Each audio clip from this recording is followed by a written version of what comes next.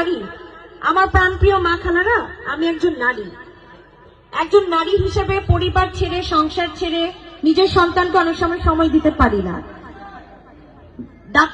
ঢাকা মেডিকেলে আমি ডাক্তার কর্তব্যরত আছি, সেখানেও সময় না দিয়ে আমি আপনাদের জন্য আপনাদের কাছে আসছি, অনেক ত্যাগ তিতিক্ষা করে আপনাদের কাছে আসছি, নিজের ভাগ্যের উন্নয়নের জন্য না, আপনাদের জন্য। এটা আমার প্রতিজ্ঞা। আমি যদি শেরপুর সদরের জন্য কিছু করতে না পারি, যদি শেরপুর সদর 1 আসনের তারেক রহমানের প্রতিনিধি হয়ে আসি এবং আপনাদের জন্য যদি কিছু করতে না পারি, আমি 5 বছর পর শেরপুরে পা রাখবো না। এটা আমার প্রতিজ্ঞা। আর আমি যদি শেরপুর সদরের জন্য কিছু করতে পারি, আমার মা বোনদের জন্য, হরিজন পল্লীর জন্য তথা শেরপুর সর্বস্তরের মানুষের জন্য যদি করতে পারি, তাহলে আমি চাই আমি এই শেরপুরে যতদিন আপনারা আমাকে টেকায় রাখবেন, আমি আপনাদের জন্য কাজ করব। এই ক্ষমতা আমি আপনাদের হাতে ছেড়ে দিলাম, তবে আমি আপনাদের জন্য কাজ করতে চাই। এই খোলা আকাশের নিচে আমার ওয়াদা। আমার খুব কষ্ট লেগেছে যখন ওই আমার করুণা বাসমতি আপাটা এই কথাটা বললো, আমার আসলে আত্মাটা কেঁপে উঠছে, চোখ দিয়ে পানি পড়তে চাচ্ছিল, যে তিনি তার সন্তানকে খাওয়াতে পারছেন না, 6,000 টাকা বেতন, মানে এগুলো মেনে নেওয়া যায় না। আমারও একটা ছেলে আছে, এতটা কষ্টে আপনারা দিন কাটান, অথচ শেরপুরে তো জেল, মানে আমাদের প্রতিনিধি, মানে যুগের পর যুগ 40 বছরের ইতিহাসে তো কোনো না কোনো জনপ্রতিনিধি ছিল, কেউ কি আপনাদের কথা শুনলো না, কেউ আপনাদের ডাকে সাড়া দিল না। আমি যতদূর জানি এখানে মনে হয় 2টা সম্প্রদায় আছে, একটা হেলা সম্প্রদায় আর একটা হচ্ছে বাষ্প সম্প্রদায়। বাষ্প সম্প্রদায় কার একটু জানতে চাই। আপনারা মনে বেশি অসহায়, তাই না? আমি যতদূর জানি আপনারা মনে হয় একটা ছোট ঘরের থেকেও,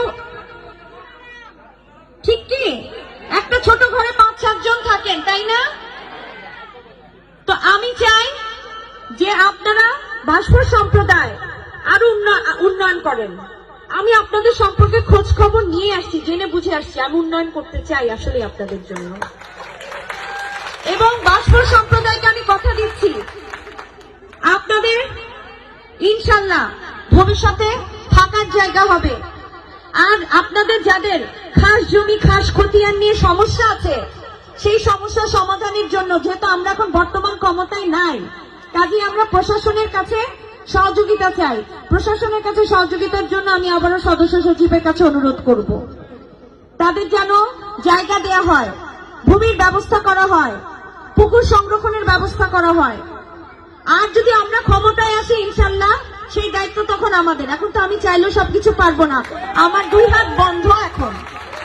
তবে যদি আমরা ইনশাল্লাহ ক্ষমতায় আসি, আমি কিন্তু একটা কথা আপনাদের বলেছি যে 33 পেয়ে পাশ করা একরকম কথা, আর 80-র উপর নাম্বার পেয়ে গোল্ডেন A+ পাওয়ার কথা। তারেক রহমান সাহেবের দৃষ্টি আকর্ষণ করব আমি তখনই যখন গোল্ডেন A+ পাবো।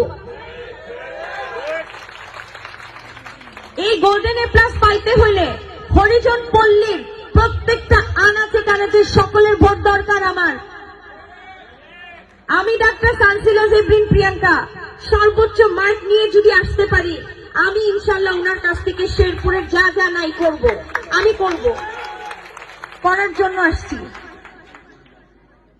আপনারা খালি আমার পাশে থাকবেন।